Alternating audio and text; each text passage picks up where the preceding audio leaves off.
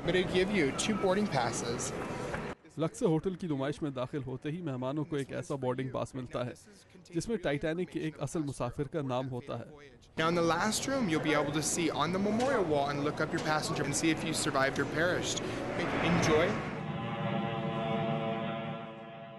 और होटल के मेहमान होटल में ऐसे दाखिल होते हैं जैसे वो अप्रैल की 14 तारीख को सन 1912 में टाइटैनिक में कदम रख रहे हों। वो सीधी सादी थर्ड क्लास की केबिनों से गुजरते हुए फर्स्ट क्लास की केबिन तक पहुंचते हैं जो उस दौर की किसी भी होटल से ज्यादा आलीशान थी। यहाँ हर चीज नकली नहीं। इसी होटल में 300 ऐसी अशिया भी हैं जो टाइटैनिक पर से 1985 में निकाली गई। नकली चीजों में सबसे मशहूर तो टाइटैनिक का जीना है जिसे जेम्स कैमरन की फिल्म के बाद शोहरत हासिल हुई। लॉरी मेडमेंट का ताल्लुक बर्तानिया से है। It's amazing, especially the scene where you come into the first class where the stairs are and the. ये बहुत हैरत अंगेज है, खास तौर पर जब आप फर्स्ट क्लास में आते हैं और आपको वो सीढ़ियाँ नजर आती हैं।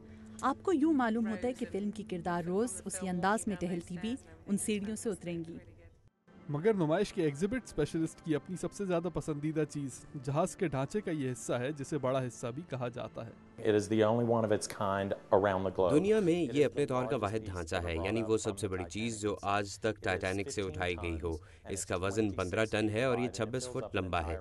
ये एक कमरे में आ सकता है और जब आप इस कमरे में आते हैं तो आप खुद को जहाज के करीब महसूस करते हैं।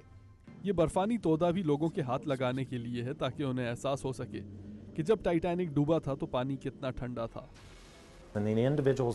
जो लोग हलाक हुए थे उनमें से अक्सरियत डूब कर नहीं बल्कि सर्दी से हलाक हुई थी। ठंड से उनके जिस्म ने काम करना बंद कर दिया था। और ये सफर इस कमरे में आकर खत्म होता है जहां मेहमानों को पता चलता है कि उनके बोर्डिंग पास पर लिखे हुए मुसाफिर का आखिर में क्या अंजाम हुआ। I feel like I was one of those surviving passengers, just kind of telling a story. Carol Pearson के साथ अब्दुल अजीज खान, उर्दू VOA।